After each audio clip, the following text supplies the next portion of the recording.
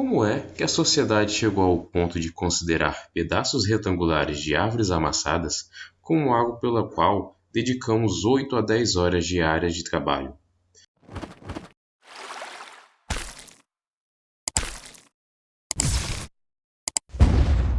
É uma história realmente surpreendente. Essa transição de uma moeda valiosa, como ouro ou prata, é verdadeiramente um fenômeno significativo. Sem essa mudança, não seríamos capazes de desfrutar das grandes economias industriais e pós-industriais que conhecemos atualmente. Essa transformação revolucionou completamente a maneira como conduzimos os negócios e teve um impacto duradouro no financiamento governamental. Ao aprender sobre essa imensa transformação no cenário, sobre como nós, como espécie, pensamos sobre o dinheiro, podemos refletir sobre a nossa atual mudança histórica de ver o papel como dinheiro para ver os bits, os dígitos 1 e 0 como dinheiro. No entanto, antes de mergulharmos na emocionante história das pessoas tentando convencer outras de que o papel tinha algum valor e entender por que isso é tão importante, precisamos discutir um pouco sobre como pensávamos sobre dinheiro antes do surgimento do papel. Se voltarmos aos primórdios da sociedade, encontraremos o comércio. Antes de os primeiros seres humanos se estabelecerem, existem evidências de que, quando nos encontrávamos, trocávamos coisas que produzíamos, ou encontrávamos. Mas assim que os humanos começaram a cultivar a terra e formar sociedades, começamos a nos especializar, o que significava que não apenas gostávamos de negociar, mas também era preciso. Hoje em dia, quando pensamos em comércio, geralmente imaginamos o comércio de longa distância, caravanas carregadas de mercadorias exóticas. No entanto, para a nossa história, precisamos falar sobre o comércio local, pois é aí que nos deparamos com o desafio da coincidência dos desejos. Ou melhor, encontramos esses desafios em todos os lugares. No entanto, se não conseguirmos resolver esse problema em nível local, a sociedade se fragmenta e não podemos ter negócios especializados necessários para além de pequenos grupos de pessoas. Então, o que é uma coincidência de desejos? É a base na qual o comércio pode existir. Vamos supor que eu produza camisetas e você cultive alimentos. Bem, se você precisa de uma camiseta e eu preciso de comida, ótimo, podemos fazer uma negociação. Mas se eu não estiver interessado na sua comida ou se você estiver cheio de camisetas, não poderemos negociar, certo? E isso começa a se tornar um problema real para a sociedade. Se eu precisar de comida, mas você não quiser minhas camisetas, talvez eu consiga encontrar alguém que tenha algum outro bem que você deseje. No entanto, isso significa que gastamos muito tempo negociando. E se eu não encontrar outro bem que você esteja disposto a trocar? Teremos problemas. E esse problema se torna ainda mais profundo quando consideramos a falta de refrigeração e transporte, algo que muitas vezes negligenciamos. Imagine que eu seja um pescador e você seja um fazendeiro, e digamos que desejamos fazer uma negociação. Bem, há um problema. Sua safra só ocorre uma vez por ano. Não posso negociar com você por uma colheita que ainda não existe. E todos esses peixes extras que peguei hoje estarão estragados quando sua safra chegar.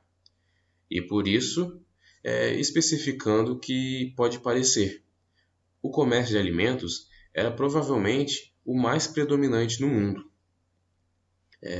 Portanto, precisamos encontrar um terceiro bem que ambos desejamos e possamos negociar. Mas não seria conveniente se houvesse um terceiro bem universal, que todos desejam e estariam dispostos a trocar. Dessa forma, não precisaríamos fazer uma longa cadeia de trocas toda vez que quisermos algo.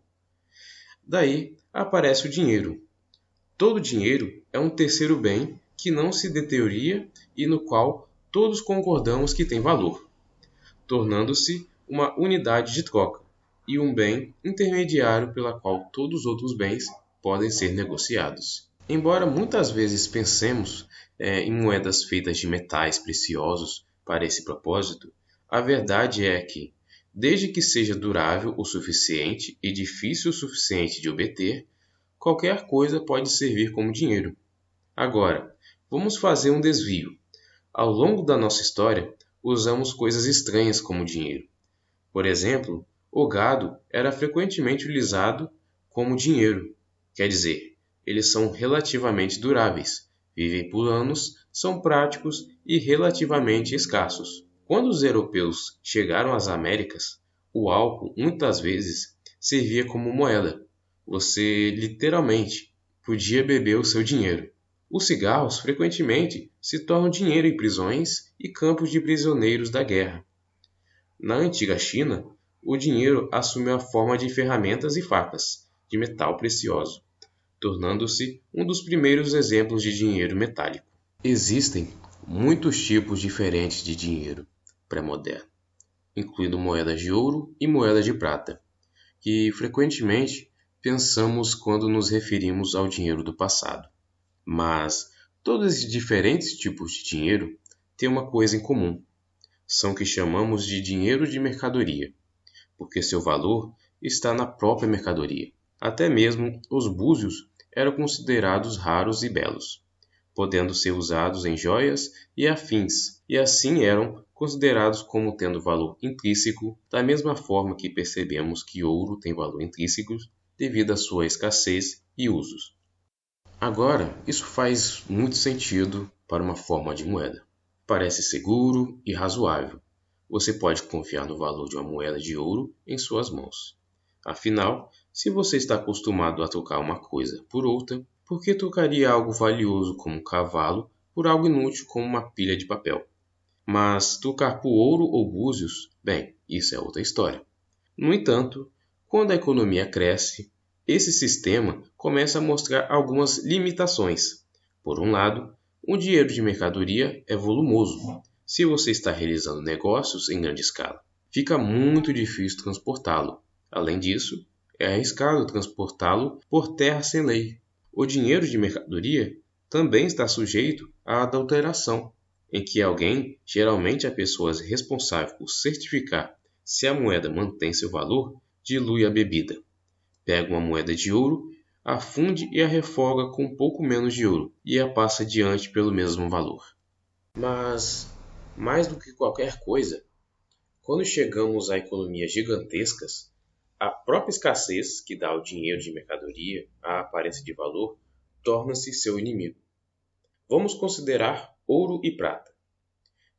O que acontece quando a economia cresce a ponto de não haver o suficiente isso? Se torna ainda mais relevante quando analisamos os governos mais modernos, suas finanças e o financiamento de guerras. O que acontece quando uma nação precisa aumentar drasticamente seus gastos, mas não consegue obter dinheiro suficiente para cobrir os custos, mesmo do que estão dispostos a emprestar? Isso causa distúrbios na economia e até mesmo afeta a capacidade de conduzir uma guerra. E o oposto também é verdadeiro. Moedas baseadas na escassez frequentemente sofrem com mudanças na escassez da mercadoria na qual se baseia, o que pode se tornar um problema quando alguém descobre uma grande quantidade adicional de mercadoria moeda. Quando a Espanha começou a importar grandes quantidades de prata e ouro das Américas, todas as moedas baseadas em metais preciosos na Europa começaram a sofrer a inflação. Afinal, todo aquele ouro não valia tanto assim, uma vez que uma enorme quantidade havia sido despejada recentemente nas terras europeias.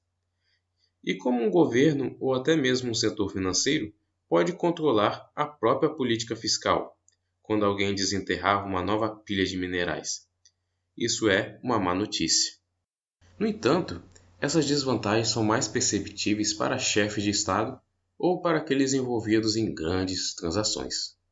Se você é apenas uma pessoa comum na rua e alguém rico lhe oferece comprar seu grão em troca de um pedaço bonito de papel, você pode facilmente suspeitar. Se você quer descobrir mais conteúdo sobre dinheiro e como render mais, Peço que você se inscreva no nosso canal, deixe aquele like maroto e ajude a gente a fazer a nossa comunidade. Muito obrigado pela atenção e tchau!